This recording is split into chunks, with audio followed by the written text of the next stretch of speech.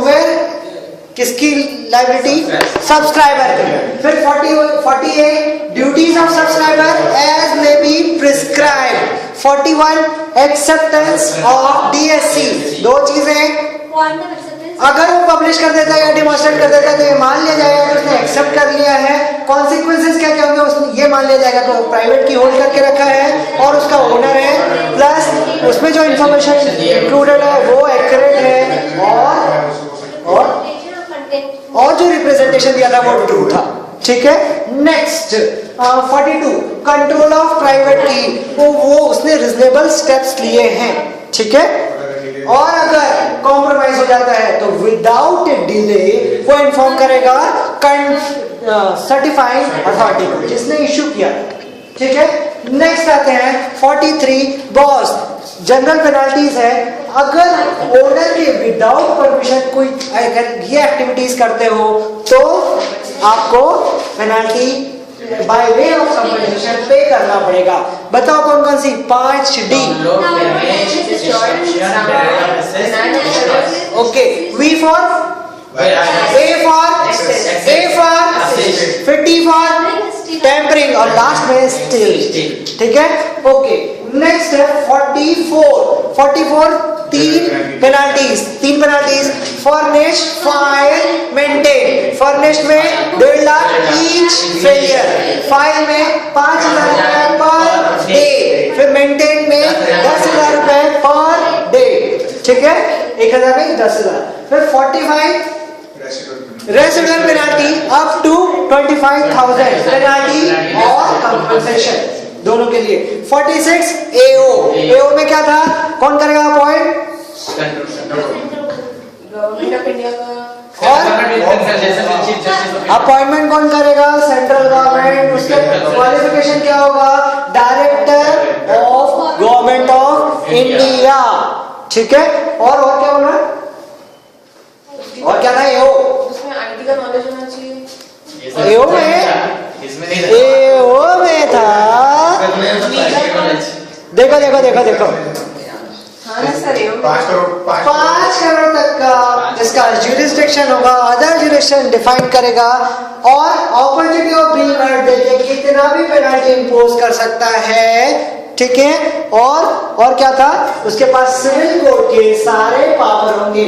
General point लिखा हुआ है इसमें। ठीक है। ओके। आईटी का नॉलेज लीगल। ठीक है। ओके चलो IT plus legal. Next 47 factors. 3 factors, loss, gain, repetitive nature. ठीक है। फैक्टर्स। फिर उसके बाद 48 एस्टेब्लिशमेंट ऑफ कैट, चैप्टर 10। ठीक है। 48 में क्या था? एस्टेब्लिशमेंट कौन करेगा? सेंट्रल गवर्नमेंट और जुरिसडिक्शन भी वही डिफाइन करेगा। 49 में था कंपोजिशन ऑफ कैट। क्या क्या होगा इसमें? एक chairperson and such other members. ठीक है। फिर चेयरपर्सन इन कंसल्टेशन में चीफ जस्टिस ऑफ इंडिया। फिर इसका पावर किसके पास रहेगा? बेंचेस के पास रहेगा। ठीक है। बेंचेस का अपॉइंटमेंट कौन करेगा? चेयरपर्सन करेगा। इसमें मेंबर्स कितने रहेंगे? 1 या 2। ठीक है। ये बेंचेस कहाँ रहेंगे? New Delhi and such other places. एक बेंच से दूसरे बेंच में मेंबर्स का ट्रांसफर हो सकता है। कौन करेगा? चेयरपर्सन। ठीक है। और सेंट्रल गवर्नमेंट ज्यूरिसडिक्शन डिसाइड करेगा बेंचेस का। ठीक है। नेक्स्ट आता है 50 मार्क्स क्वालिफिकेशन मार्क्स। 3 लोग, चेयरपर्सन हाई कोर्ट का जज था, है या बनने लायक है। ठीक है। फिर उसके बाद नॉन जुडिशियल मेंबर में स्पेशल नॉलेज होना चाहिए किसके? आईटी का, टेलीकम्युनिकेशन, इंडस्ट्री, फिर मैनेजमेंट, कंज्यूमर अफेयर्स का। प्लस अगर एडिशनल सेक्रेटरी या इक्विवेलेंट पोस्ट में है तो 1 साल जॉब में होना चाहिए और ज्वाइंट सेक्रेटरी या इक्विवेलेंट पोस्ट में है तो 7 साल का होना चाहिए।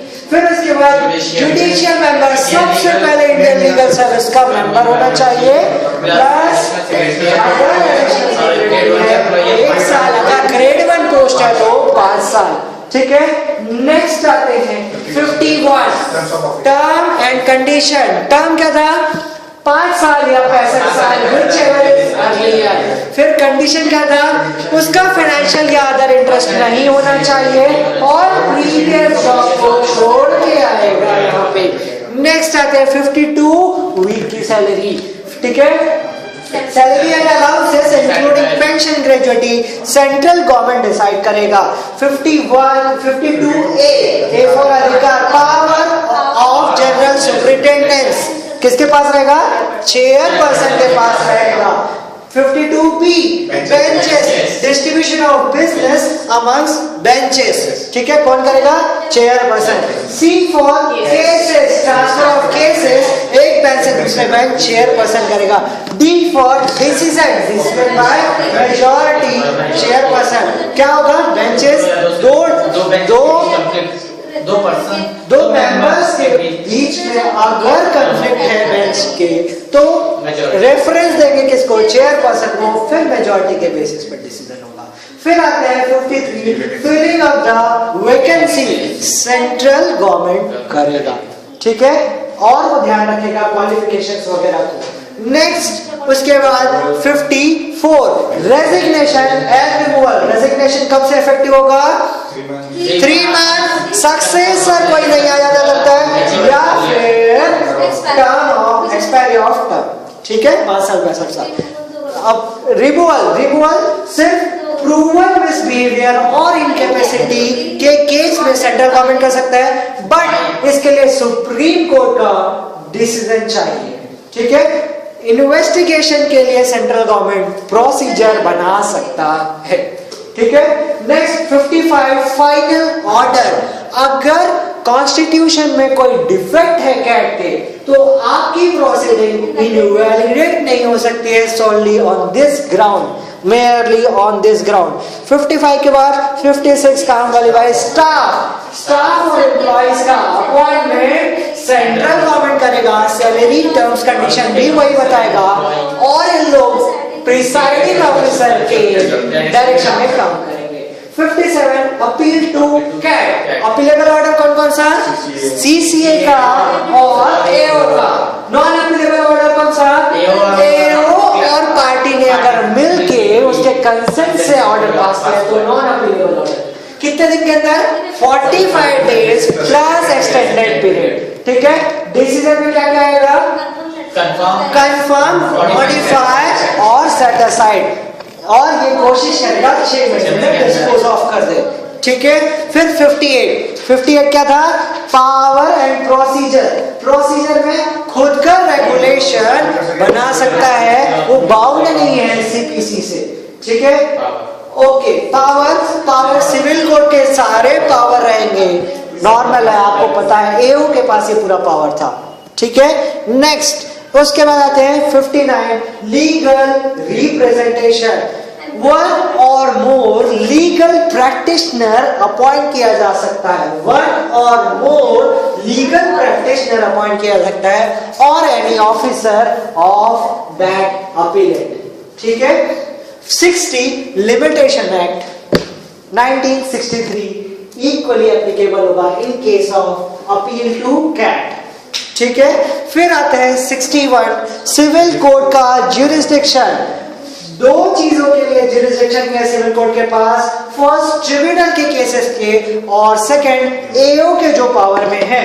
इसका मतलब जो कि 45 करोड़ से 5 करोड़ से ज्यादा का जो केसेस है वो टेक अप कर सकता है सिविल कोड, ठीक है। Next appeal to high court 60+60 question of law, question of fact, okay, दोनों के लिए जा सकते हैं।